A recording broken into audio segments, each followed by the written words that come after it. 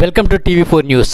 Delhi high court న్యాయమూర్తి justice Yashwant Varma ఇంట్లో అగ్ని ప్రమాదం సంభవించింది. అగ్నిమాపక దళం భారీ మొత్తంలో నగదును కనుగొన్నారు. ఈ ఘటన తరువాత ఆయనను అలహాబాద్ హైకోర్టుకు బదిలీ చేశారు. అక్రమార్జన ఆరోపణలపై దర్యాప్తు జరుగుతోంది. అభిశంసన ప్రక్రియ కూడా న్యాయ వ్యవస్థ ప్రతిష్టను కాపాడడానికి ఆయన స్వచ్ఛందంగా రాజీనామా చేయాలని కొలీజియం కోరింది. వివరాల్లోకి వెళ్లే ముందు please like, share, subscribe our channel. ఓ న్యాయమూర్తి ఇంట్లో అగ్ని ప్రమాదం సంభవించింది. వెంటనే కుటుంబ సభ్యులు ఫైర్ సిబ్బందికి సమాచారం అందించారు. మంటలు ఆర్పేందుకు వచ్చిన ఫైర్ సిబ్బందికి కళ్ళు బైర్లు కమ్మేలా ఇల్లంతా నోట్ల కట్టలే కనిపించాయి. ఇది చూసి వాళ్ళు షాక్ అయ్యారు. అంతా ప్రభుత్వానికి లెక్క చూపని డబ్బుగా పోలీసులు అనుమానిస్తున్నారు. ఢిల్లీ హైకోర్టు న్యాయమూర్తి జస్టిస్ యశ్వంత్ వర్మ. జస్టిస్ వర్మ నగరంలో లేని సమయంలో ఆయన అధికార నివాసంలో మంటలు చెలరేగాయి. దీంతో ఆయన కుటుంబ సభ్యులు అగ్నిమాపక మరియు పోలీస్ సిబ్బందికి సమాచారం అందించారు. మంటలను ఆర్పిన తర్వాత అగ్నిమాపక దళ సిబ్బంది బంగ్లాలోని వివిధ గదుల్లో భారీ మొత్తంలో నగదు ఉన్నట్లు కనుగొన్నారు. అయితే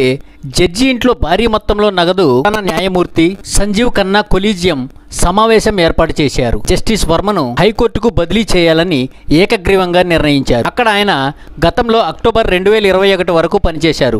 అక్రమార్జన విషయంలో జస్టిస్ వర్మపై దర్యాప్తుకు ఆదేశించడంతో పాటు అభిశంసన ప్రక్రియపై చర్చలు జరుగుతున్నట్లు సమాచారం. జస్టిస్ వర్మను బదిలీ చేయడం వల్ల న్యాయ వ్యవస్థ ప్రతిష్ట దెబ్బతింటుందని, న్యాయ వ్యవస్థపై ప్రజల నమ్మకం సన్నగిల్లుతుందని కొలీజియంలోని కొందరు న్యాయమూర్తులు ఆందోళన వ్యక్తం చేశారు. జస్టిస్ వర్మ స్వచ్ఛందంగా రాజీనామా చేయాలని వారు కోరారు. ఒకవేళ రాజీనామాకు ఆయన నిరాకరిస్తే పార్లమెంట్లో అభిశంసన ప్రక్రియ ప్రవేశపెట్టే అవకాశం ఉంది. అందుకు నియమాలు ఏం చెబుతున్నాయో ఇప్పుడు చూద్దాం. ఏదైనా హైకోర్టు లేదా సుప్రీంకోర్టు న్యాయమూర్తిపై అవినీతి, దుష్ప్రవర్తన, అక్రమాలకు సంబంధించిన ఆరోపణలు దర్యాప్తు చేయడానికి సుప్రీంకోర్టు 1999లో ఒక అంతర్గత విధానాన్ని రూపొందించింది. ప్రధాన న్యాయమూర్తి ముందుగా నిందితుడైన న్యాయమూర్తి నుండి వివరణ కోరతారు. ప్రతిస్పందన సంతృప్తికరంగా లేకుంటే లేదా సమగ్ర దర్యాప్తు అవసరమైతే చీఫ్ జస్టిస్తో పాటు ఒక సుప్రీంకోర్టు న్యాయమూర్తి, 2 హైకోర్టు ప్రధాన న్యాయమూర్తులతో కూడిన అంతర్గత ప్యానెల్ను ఏర్పాటు చేయాలి. దర్యాప్తు ఫలితం ఆధారంగా సంబంధిత న్యాయమూర్తిని రాజీనామా చేయాలని లేదా